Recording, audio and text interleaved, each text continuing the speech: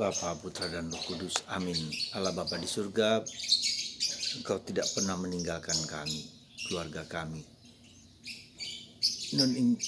Engkau menyembuhkan mereka bila mereka sakit, tapi lebih menyelamatkan mereka. Berkat doa-doa kami untuk mereka semua, seperti yang dialami oleh Petrus dan ibu mertuanya, dan kerabat-kerabat para rasul juga di bawah kepada Yesus. Bantu kami ya Tuhan untuk mengimani pemeliharaan-Mu setiap waktu dan setiap saat. Terpujilah nama-Mu kini dan sepanjang segala masa. Amin. Para saudara, kita tahu bahwa Petrus itu menikah dan ia punya ibu mertua. Hingga ketika Yesus dan para rasul datang ke rumah, ternyata ibu mertuanya sakit keras. Yesus menyembuhkan. Dan pada saat itu juga ibu mertua itu melayani Yesus dan para murid. Apa pesan kita dengan kenyataan ini? Pesan kita bahwa Tuhan itu memelihara hidup kita. Ketika kita mempersembahkan diri kita seluruhnya kepada Tuhan, Tuhan memelihara orang tua kita, Tuhan memelihara saudara-saudari kita. Karena kita mendoakan mereka, bahkan ketika mereka wafat pun kita terus mendoakan mereka. Dan itulah salah satu keuntungan dari orang-orang yang mau mengabdi Yesus secara total dalam hidup membiara atau menjadi imam. Maka jangan takut, jangan takut Anda untuk mempersembahkan hidup Anda. Tuhan memelihara kita, apapun juga. Mungkin mereka tetap sakit, tetap menderita, tetapi menyelamatkan hidup mereka. Dan itu satu pelajaran yang berharga yang perlu kita renungkan bersama.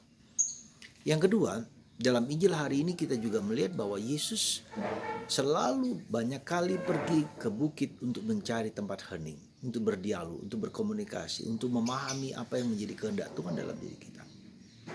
Dan itu penting juga bagi kita untuk 15 menit sebelum kita tidur, kita duduk diam, kita hening, kita mendengarkan apa yang telah Tuhan sabdakan dari pagi hingga malam. Apa pengalaman yang indah yang Tuhan telah berikan kepada saya? Apa rahmat Roh Kudus yang Tuhan berikan kepada saya? Kebaikan, kebenaran, kesucian, kemurnian, cinta kasih, itu semua buah-buah Roh Kudus. Kita lebih melihat hal-hal buah-buah Roh Kudus, karya Roh Kudus. Lalu dari sana kita akan melihat juga hal-hal yang bertentangan dengan itu. Hindari yang jahat, lakukan yang baik, hindari yang jahat. Itulah hati nurani yang terus-menerus dipakai Tuhan, dipakai Roh Kudus untuk menyatakan. Dengan hati nurani itu kita diajak untuk berdialog, berkomunikasi. Maka ketika Yesus diminta untuk untuk tinggal bersama mereka, Yesus menolak. Di tempat lain pun aku harus berkarya. Aku harus mewartakan kabar gembira di tempat lain.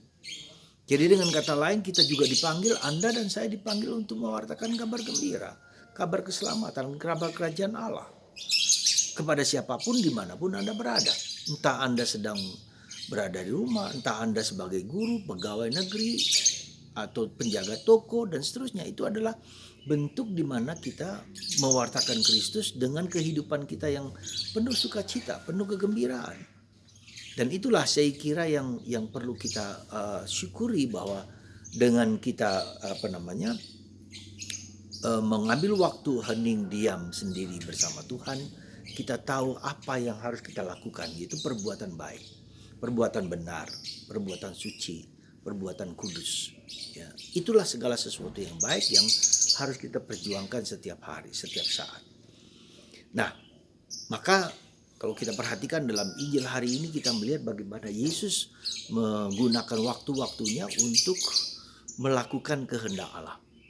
Dan yang menarik adalah dalam karya Yesus itu ternyata iblis juga percaya bahwa Yesus memang adalah Kristus, bahwa Yesus adalah utusan Allah.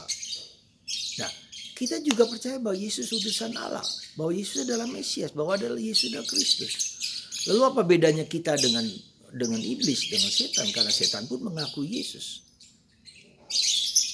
Apakah kita juga bisa menjadi setan, menjadi iblis? Bisa jadi. Meskipun kita percaya pada Yesus, karena iblis pun percaya pada Yesus. Saya kira yang bisa membedakan kita dengan setan bukan hanya bahwa kita percaya pada Yesus, Tapi lebih daripada itu, bahwa kita menjalankan apa yang menjadi kehendak Yesus.